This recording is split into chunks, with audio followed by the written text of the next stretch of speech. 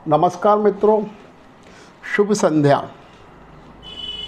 आज 20 तारीख है और वार है मंगलवार। और आज देवशयनी 11वीं है, जो हमारे देश का एक प्रमुख तिथि मानी जाती है, प्रमुख तारीख कहलाती है।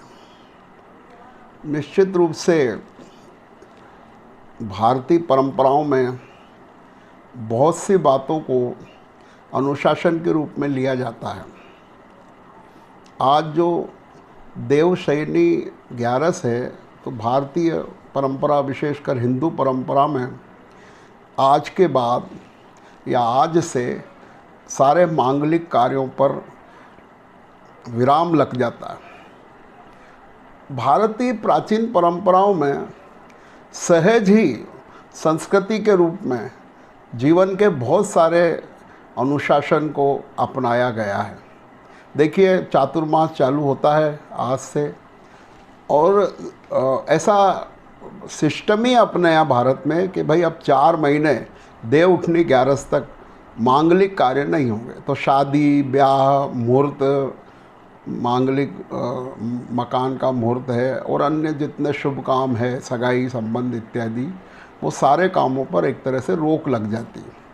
और उसके बाद व्यक्ति इन 4 महीनों में, चूँकि बरसात का समय है, जीव उत्पत्ति बहुत होती है, तो ये ऐसा सिस्टम में ही है कि अब अपन धर्म ध्यान में अधिक लगें, अपना स्वाध्याय करें, व्रत करें, उपवास करें, प्रवचन श्रवण करें, देव दर्शन करें और अपना समय धर्म में गुजारें। ये साधु साधियों के चातुर्मास भी प्रारंभ हो जाते हैं। तो भारतीय परंपरा में ये एक अलग ही अनुशासन है।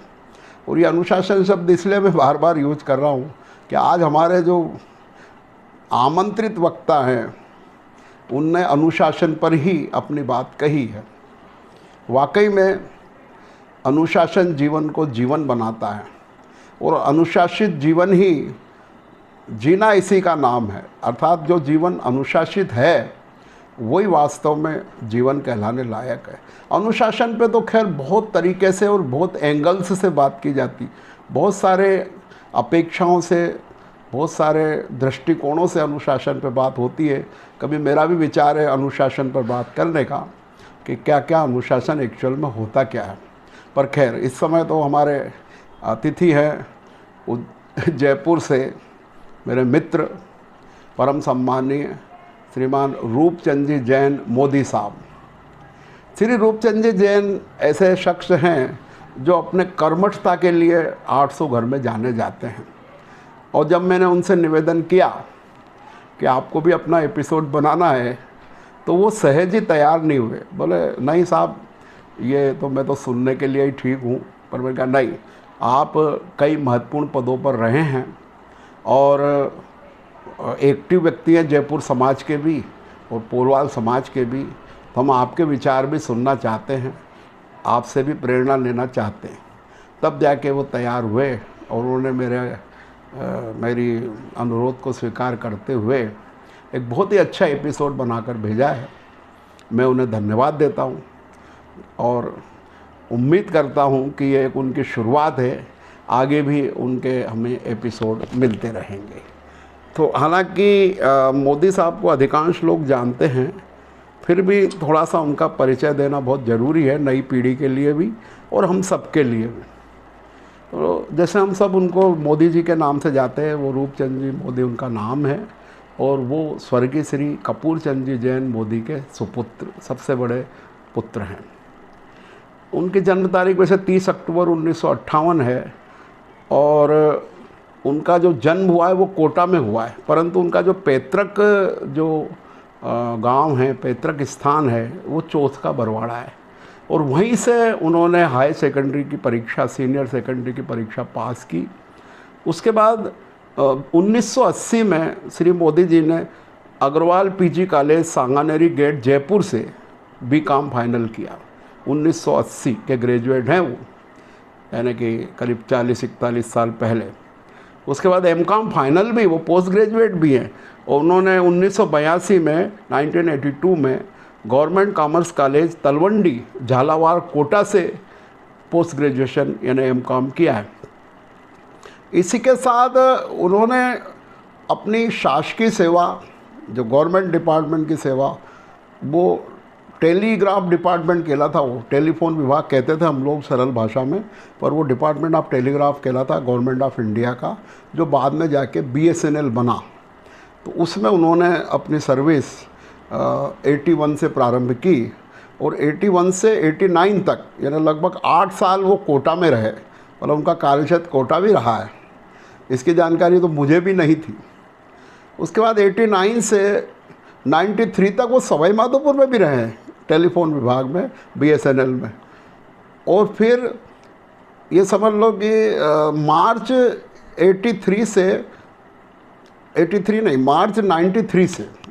93 से अक्टूबर 2018 जब वो सेवानिवृत्त हुए, 31 अक्टूबर 2018 को वो सेवानिवृत्त हुए, वहाँ जयपुर में उन्होंने अपना कार्यकाल पूरा किया। यानी कि उनने BSNL में कार्यालय अधीक्षक, एक ऑफिस सुपरिटेंडेंट, एक बहुत महत्वपूर्ण पद होता है जो सारी कार्यालयीन गतिविधियों का केंद्र होता है, प्रमुख अधिकारी होता है, उस पद से वो 2018 में 31 अक्टूबर को सेवानिवृत्त हुए। और उन्होंने डेपुटेशन के रूप में राजस्थान के कई क्षेत्रों में अपनी सेवाएं दी है।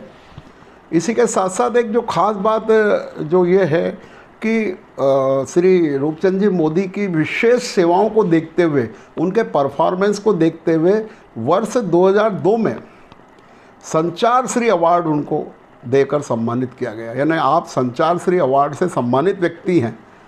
इसी के साथ साथ वो एक और महत्वपूर्ण पद हमारे पोरवाल समाज का वहन कर चुके हैं, एक महत्वपूर्ण पद पर रह चुके हैं।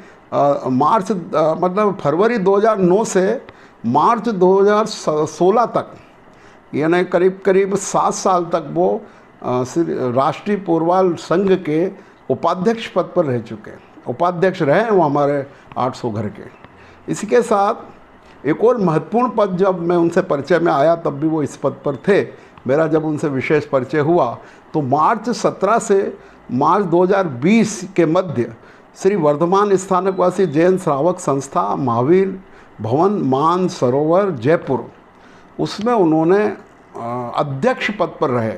यानी वो 17 से 20 तक 3 वर्षों तक जयपुर का जो महत्वपूर्ण स्थानक है, हमारा स्थानकवासी समाज है जिसमें पोरवाल, ओसवाल, पल्लीवाल सभी शामिल हैं, उसके अध्यक्ष पद को उन्होंने सुशोभित किया है।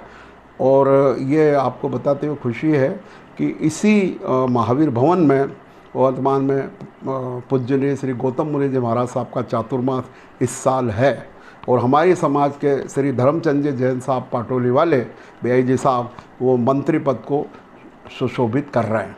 तो ऐसी संस्था में वो आप अध्यक्ष रह चुके हैं और अभी श्री धर्मचंद जी जैन साहब मंत्री हैं।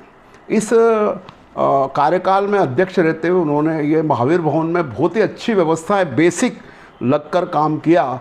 और एक सामान्य स्थिति थी तो उसको उन्होंने इस लायक बना दिया कि सारे बर्तन और फर्नीचर और पंखे इत्यादि कई चीज़ें करके 1000 आदमी तक की भोजन व्यवस्था करने लायक इस महावीर भवन को उन्होंने जो बनाया है मानसरोवर में जयपुर में।